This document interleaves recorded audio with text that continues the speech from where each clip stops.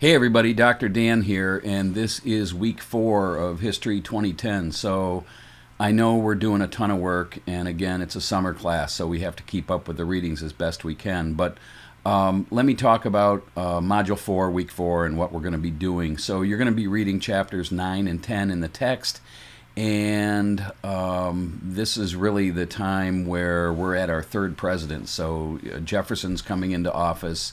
As you may recall from the readings, that it was George Washington, the first president, then John Adams, and then Thomas Jefferson, and the fourth president is James Madison. So Jefferson is the third president, and Chapter 9 talks about the contested election between Adams and Jefferson. And you start to see sort of this formation of political parties at this time. So, of course, John Adams is a Federalist.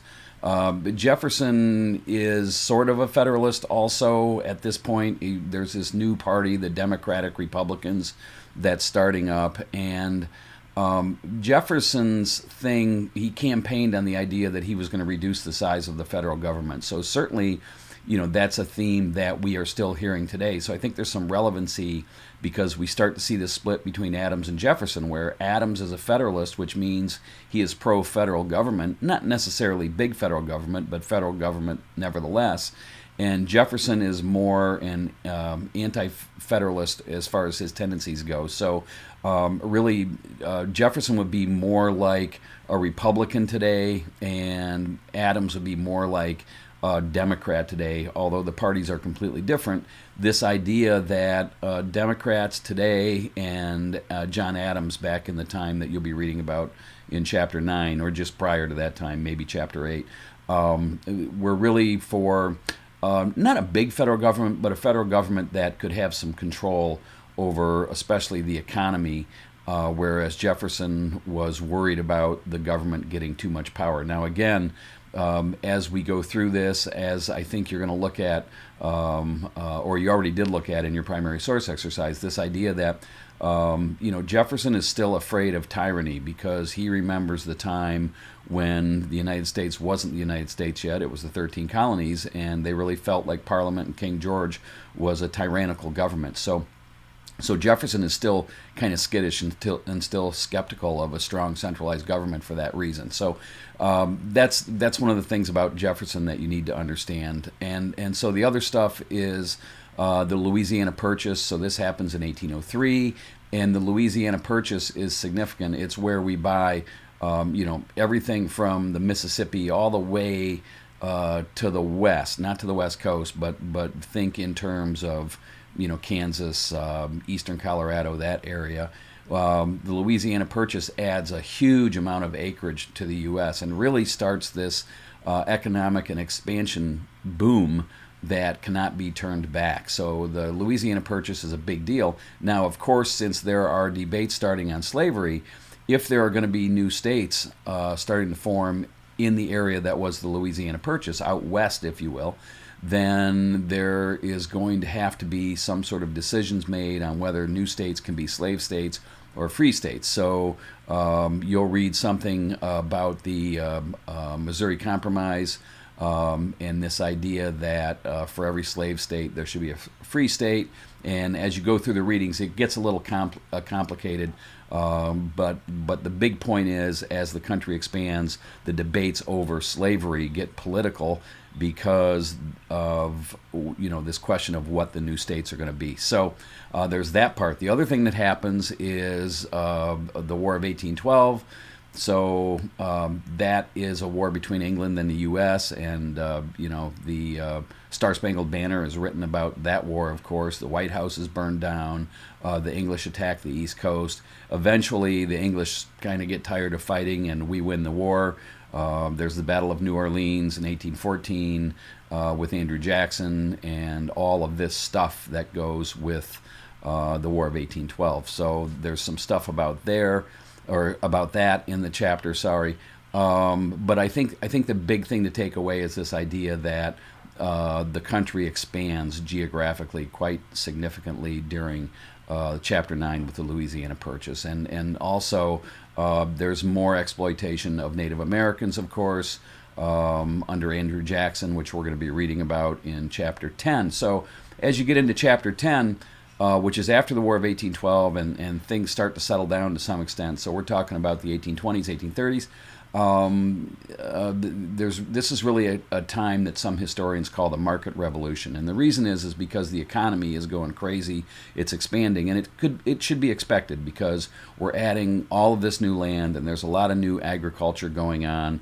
Cities are starting to really grow out east. It's the period of canals, so it's important to understand that because prior to canals, there was no mass transportation whatsoever, no railroads, no cars, of course, barely any roads. So canals started to allow freight and commerce to excel, if you will, and therefore the commercial dollars going through the market were really growing. So this idea of a market revolution in the early 1800s is something you need to think about as you read through Chapter 10, and then you're also going to read about Andrew Jackson and the Jacksonians, which is really kind of the first populist president in the sense that he didn't come from the founding fathers or the East Coast elite. So think in terms of populism as we know it today. Bernie Sanders, perhaps, even Donald Trump to some extent, sort of the unconventional president. Andrew Jackson is that kind of guy as he comes into office. Now, the other thing you have to do this week is we're going to have to take a quiz. So that covers chapters 7, 8, 9, and 10. If you didn't do well in the first quiz, probably the best strategy is to make sure you have your textbook and be really good looking up stuff in the index because you're not going to remember the details and the quiz question details, so you're going to need to be flipping back and forth. Again, I don't love these quizzes, and I know you don't, but we have to do something to make sure that you're reading the material and that you have understood some of the important points in the history. So that's why we're doing it. While I'm talking about the quiz, if you've watched this far in the video, I'm just looking at some of the quiz questions right now. So this is the quiz that covers chapters 7 through 10. So you're going to want to know a little bit about the Articles of Confederation and the fact that they came before the Constitution. You want to know for sure that the first 10 amendments to the Constitution are the same thing as the Bill of Rights. You're going to want to know about the 3/5 compromise, only in the sense, and I'm talking about the Constitution again, only in the sense that it's sort of a concession to make slavery codified or legal in the Constitution, if you will. There's a little bit about Thomas Jefferson, a little bit about Federalist and Anti-Federalist. So again, if you've forgotten that part, the thing to remember is that Federalists are pro-federal government and Anti-Federalists are not. They're more into states' rights.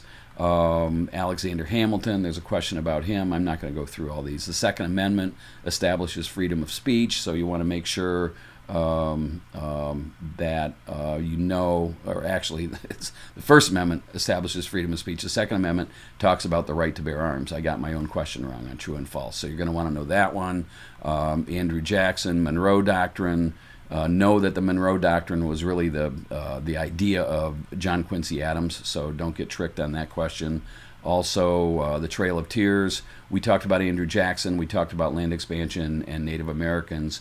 And the Trail of Tears refers to the Native Americans being driven out of Georgia to Oklahoma. And the Trail of Tears is this idea that they all marched, were basically booted out of their homeland in Georgia to go to Oklahoma. That's a question on the test as well. So pretty easy quiz, but just make sure you have your textbook handy and you're really good at looking in the index, and we'll take it from there. So next week, it's how fast this class goes. Next week, week 5, is our last regular week before the final exam. So you'll have another winners losers assignment for week 5, and then we'll get into the comprehensive final exam that is due. Let me just look here. That's due on Thursday, I think, 6/21. Maybe that's a Wednesday, whatever. But it's June 21st. So that's the day the finals due. It's got 30 questions. Most of the questions come off the first 2 quizzes, and then there's some extra questions in there as well. So if you're having trouble, you need anything, let me know. 419-345-7220 or drop me an email. Thanks. Have a great week. Take it easy. Bye-bye.